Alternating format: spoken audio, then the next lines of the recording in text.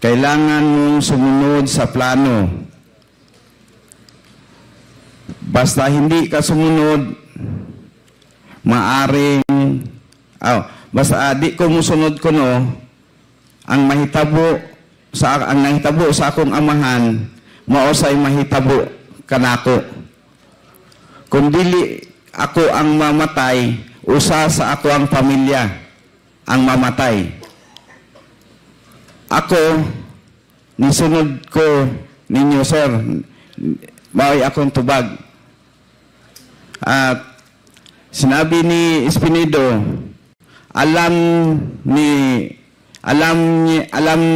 sir, kasi siya ang may utos sa akin na gagawin ko to sa inyong pamilya.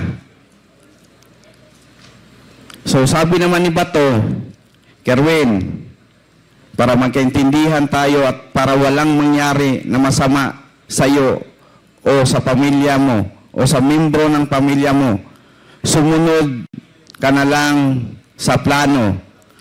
Tapos ang tanong ako, sir, anong plano po ba? Yung sagot ni Sir Bato, yung plano na idiin si Peter Lim at si Laila de Lima na kasali sa droga. Supplier si Peter Lim, isa sa supplier ng droga si Peter Lim dito sa Pilipinas, at si Ma'am Laila, protector sa mga illegalista sa nagbebenta ng droga. Patawarin niyo po ako na nadala sa na uto-uto sa panahon na yon, na idamay ka po na walang katotohanan naman. At ang picture na yon, nagkataon lang na pumasyal ang pamilya ko sa baybay at nagkita tayo at nagpa-picture ako. Yun ang ginawa nilang ebidensya. Ma'am, taos ko sa kaloob-looban from my heart, I ask, sorry talaga po, ma'am. At kung ano mang plano mo sa ginawa kong pagbuhat-buhat o sala o kalambigitan sa droga o unsay. Welcome to the San Diego Workforce Partnership. Sa lahat, humihingi ako kung ma'am, kung nagsubaybay ka ngayon sa hearing dito sa Quadcom, patawarin niyo po ako na nadala sa na uto-uto sa panahon na yon, na idamay ka po na walang katotohanan naman.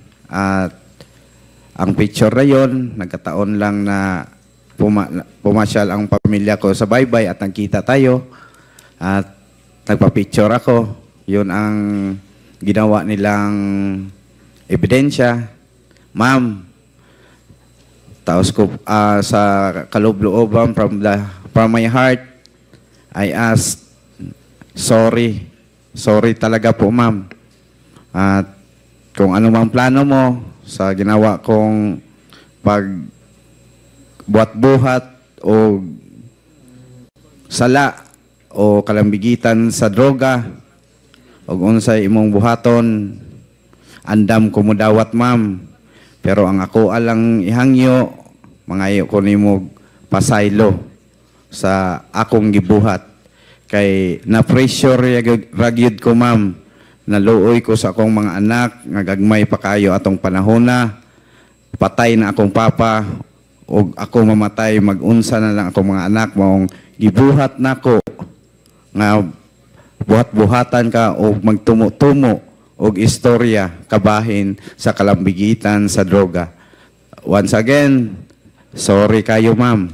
Handa po akong harapin kung ano ang plano mo sa akin po.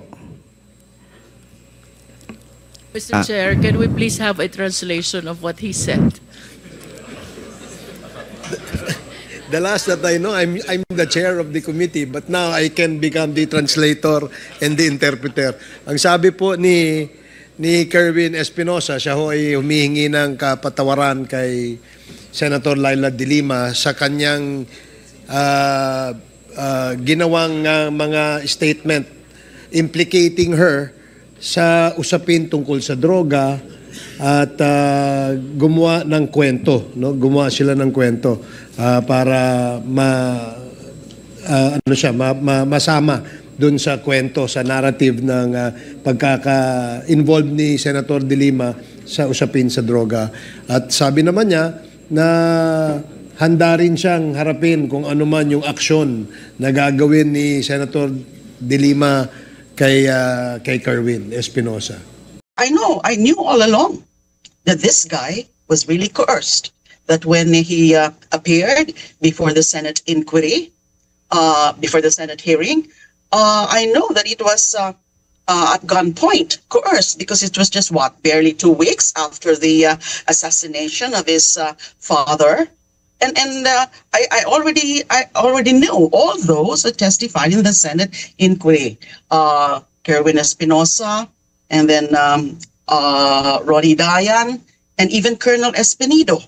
Because sila yung mga may kwento, sila yung mga may script at the time. And it was also validated by a part of testimony of Kerwin Espinosa in the Quadcom hearing last Friday that indeed kinausap din sila, the three of them, to make sure that their script would match with each other, would be consistent with each other. But if you review that hearing, there were still inconsistencies because these were really badges of fabrication, of invented story. So I feel good nowadays. I'm so grateful to the good Lord that lumalabas na lahat yung mga katotohanan na yan. And it started, as you know, Karen, my vindication started when my 3 cases, the 3 drug cases, were dismissed. I was absolved. And then when the libid witnesses, the PDL witnesses, also either actually recanted or signified their intention to recant. So that's the start of my vindication. And this is just merely a continuation. Let the whole truth come out. And not only in my case, yung pagkaka-persecute sa akin, but also the whole thing, the drug war.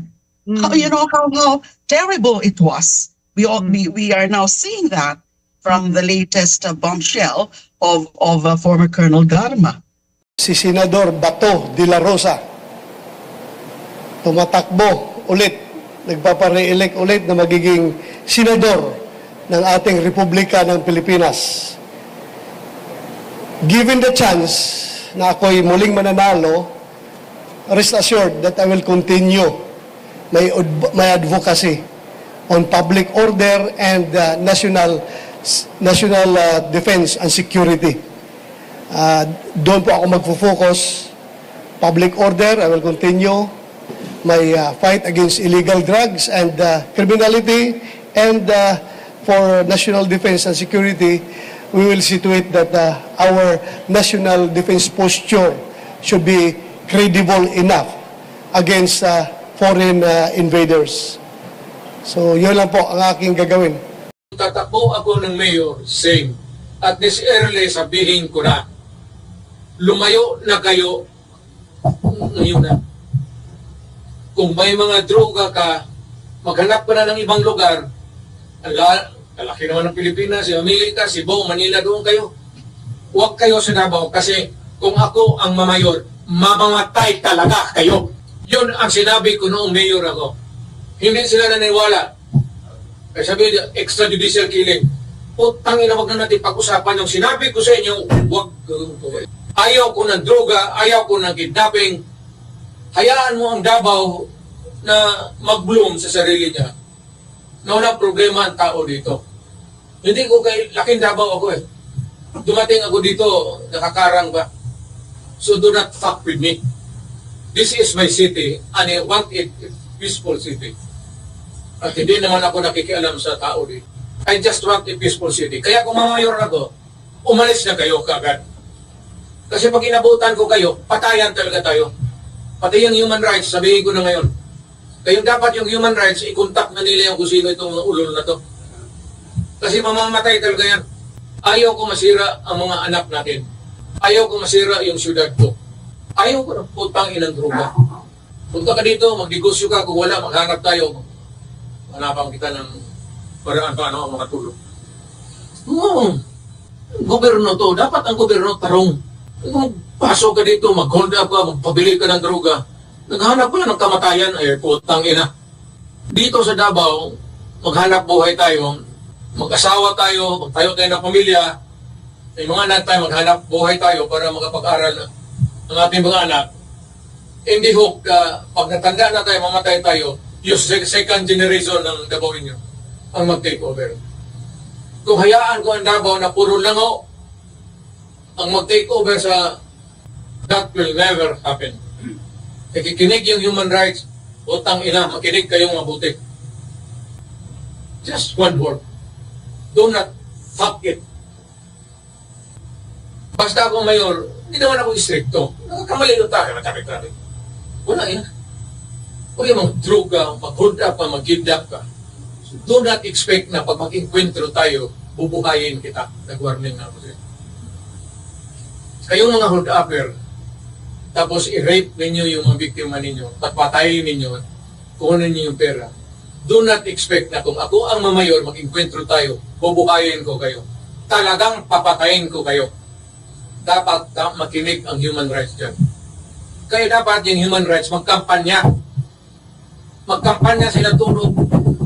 Huwag kayong bumoto kay Duterte.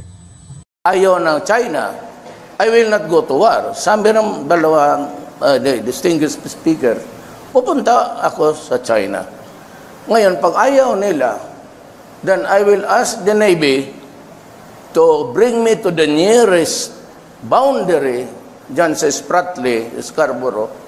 Bababa ako, sasakay ako ng jet ski, dala-dala ko yung flag ng Pilipino at pupunta ako doon sa airport nila, tapos itanim ko. Then I would say, this is ours and do what you want with me. Bahala na kayo. I would stake that claim. And if they want to, matagal ko ng ambisyon niya na maging hero rin ako. Pag pinatay nila ako doon, bahala na kayong umiyak dito. Jet ski, bro, haha.